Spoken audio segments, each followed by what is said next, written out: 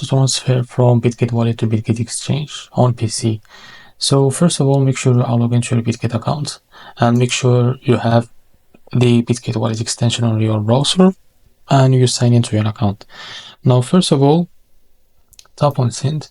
Now select the crypto that you want to send. For this I will use BGP.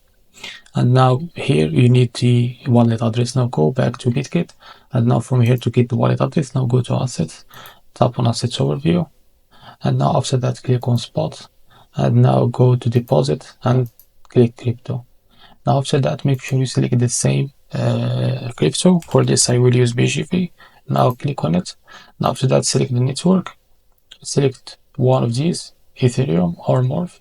Now select one of these and now copy the wallet address.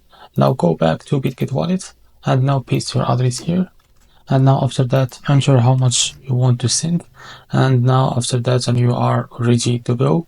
Now you can click on next and you will be able to transfer the BGP to your bitget. So this is how to transfer from bitget wallet to bitget exchange on PC. If you find this video helpful, please like and subscribe. See you in the next video.